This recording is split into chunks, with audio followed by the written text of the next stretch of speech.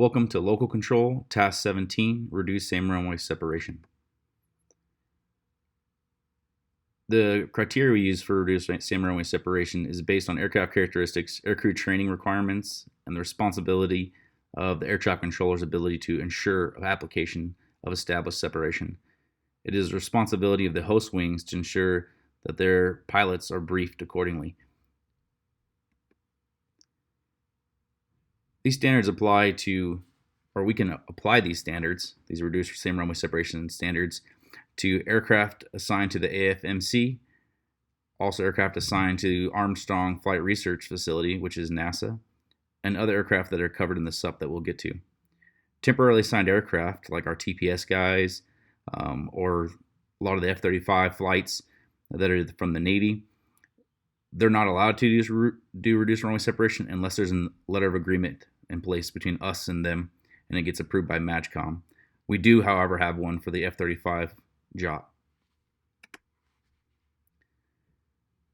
Additionally, we can apply these standards according to the MAJCOM to ACC, AETC, AMC, AFG, SC, and all these aircraft listed below, which is all Air Force aircraft for the most part.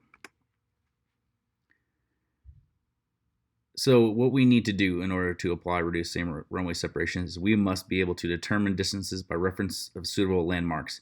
We use distance remaining markers for the most part, or you could use taxiways for a quick observation.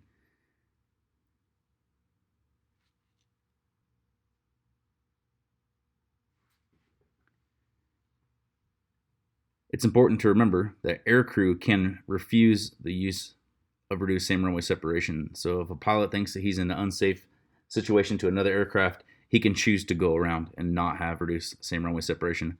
This happens sometimes when we have new pilots in. They're not quite sure that they're allowed to land behind another aircraft, and so they might send themselves around. It's also the responsibility of the pilot to not overfly other aircraft if they do choose to go around.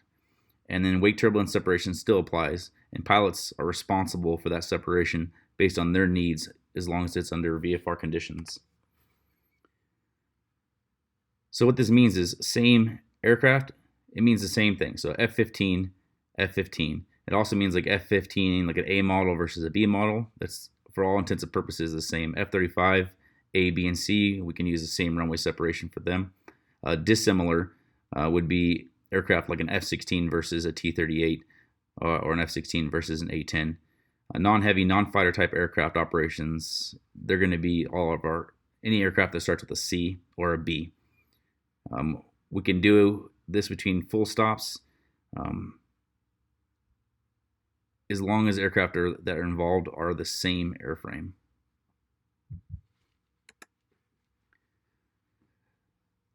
So what we can't apply them to is any kind of situation that involves an emergency aircraft, touch and goes behind a full stop, a low approach behind a touch and go, or to any situation involved with an aircraft that's cleared for the option. That's one of the reasons we don't like to do options or cleared stop and go.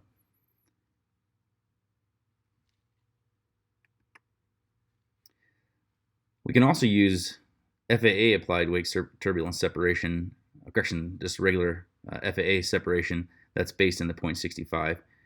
We can land a Category 1 aircraft behind a Category 1 or 2. That would be like a Cessna landing behind another Cessna 172, or a Cessna 172 landing behind a Bonanza, which is a Cat 2 aircraft. We can also land Cat 2 aircraft behind Cat 2 aircraft, 4,500 feet. But what we can't land is Category 3 aircraft, which would be, if we didn't have the reduced same runway separation approval from MAJCOM, we would not be able to land like an F-16 behind an F-16. And that's all we have for Task 17. Thanks.